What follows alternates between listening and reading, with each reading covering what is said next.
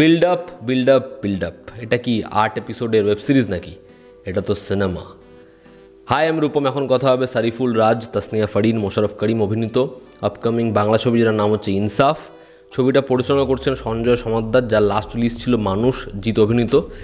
তো সেই ছবির অফিসিয়াল ওয়ার্নিং ড্রপ করা হয়েছে কিছুক্ষণ আগে। তো কেমন লাগলো ইনসাফের টিজার? আমার এই টিজারটা মস্তির লেগেছে, জব্বর লেগেছে। দেখুন, সারিফুল রাজ আমার বরাবরই না তাকে খুব ভালো লাগে, খুব ভালো একজন অ্যাক্টর। এবং আমি চাইছিলাম মানে এদেরকে কেউ একটা মাস ফিল্ম, অ্যাকশন ফিল্ম দিক, কারণ এত কেপেবল একজন অ্যাক্টর, দেখতে এত ভালো, এরকম হাইট, তো তাকে ইউজ করা যেতে পারে এবং সেটাই হয়েছে। এই টিজারটায় মানে বস ফাটিয়ে দিয়েছে, পুরো ছেয়ে রয়েছে সে। যেভাবে এই ক্যারেক্টারটাকে ইন্ট্রোডিউস করেছে টিজারের মধ্যে, হেভি লেগেছে যে ইউসুফ ভাই বহু বছর পর আবার সে ফিরেছে এবং সে খুব আজব একটা ক্যারেক্টার। মেবি চরিত্র একটা পাস্ট রয়েছে, তার যেমন লাভ লাইফ রয়েছে সেরকম তার পাস্ট রয়েছে।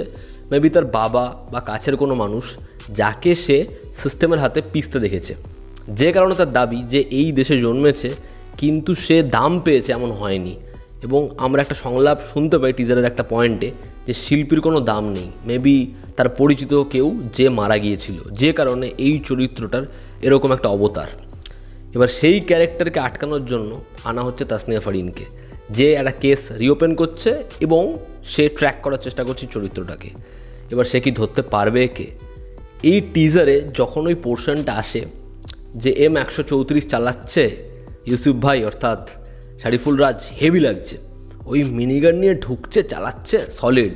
বা ওই ক্যারেক্টারটা একটা চশমা পরে এবং যেরকমভাবে কাটছে, যেরকম চাউনি তাকিয়ে রয়েছে, চোখ পুরো স্থির, বা মুখের মধ্যে ওই কাটারিটা নিচ্ছে, হেভি লাগছে। সবাই মিলে ওকে ধরছে, কিন্তু ওর যে অরাটা না কাজ করছে সেরা। সারিফুল রাজকে অ্যাকশনে, ডায়ালগসে এরকম একটা ক্যারেক্টার প্লে করছে, হেভি লাগছে, হেভি লাগছে। এখানে তাসনিয়া ফারিন আমার খুব পছন্দের একজন অ্যাক্ট্রেস, খুব ভালো একজন অভিনেত্রী। তাকে আমরা এরকম অ্যাকশানে দেখিনি। বাংলার অ্যাক্ট্রেসদের অ্যাকশানে আমরা সেরকম পরিমাণে দেখি না, বা দেখলেও খুব সেটাকে অ্যাপ্রিসিয়েট করা হয় না, তার কারণ তারা না আমার মনে হয় ফিট নয়। যেরকমভাবে ক্যাটরিনা কাইফ বা দীপিকা পাডুকোনের অ্যাকশনের জন্য প্রশংসিত হয়, সেটা বাংলায় দেখা যায় না। আই উইশ তাসনিয়া ফারিন সেদিক থেকে প্রশংসা কুড়োবে, সে ভালো অ্যাকশন করবে, ভালো কাজ করবে।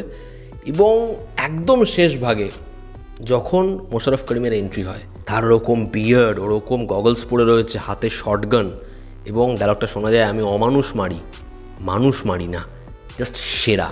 তো এরকম একটা কাস্টটাকে অ্যাসেম্বল করা হয়েছে। আমি চাই কাজটা ভালো হোক, যেরকম ব্যাকগ্রাউন্ড স্কোর, যেরকম টিজারটাকে গ্রিপিং বানানো হয়েছে, যেরকম র সিন খুব ভালো লাগছে, এবং ডায়ালগসগুলো খুব ভালো ওয়ার্ক করছে। সারিফুল রাজ খুব ভালো একজন অ্যাক্টর, আমি চাই ছবিটা ভালো হোক।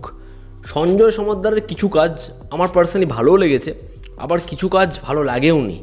এবার দেখার এই কাজটা সে কীরকম বানায়। এখানে ডায়ালগসের মধ্যে পোক থেকে শুরু করে মাস এলিমেন্টস থেকে শুরু করে সব কিছু প্রোভাইড করতে পারছে। অ্যাকশনটা দেখতে ভালো লাগছে, স্টাইলাইজেশন রয়েছে। আমি কয়েকদিন আগে তাণ্ডবের ক্ষেত্রেও বলছিলাম, এটার ক্ষেত্রেও বলছি। ধরুন M134 চালানো বা মুখে কাটারি রাখা, এটার সাথে আপনি একটা সাউথের বা একটা হিন্দির কোনো ছবির একটা সাদৃশ্য আনতেই পারেন, তাতে কোনো সমস্যা নেই, বিশ্বাস করুন, কোনো সমস্যা নেই। কিন্তু যখন একটা ছবি দেখি পুরো হুবহু সিন 2কে বসিয়ে দিয়েছে, ডায়ালগস 2কে বসিয়ে দিয়েছে, তখন সেটা সমস্যার। ইন্সপিরেশন সব ছবিতে থাকতে পারে, ইভেন লোকেশ কানাগরাজ তার ছবিতেও থাকে।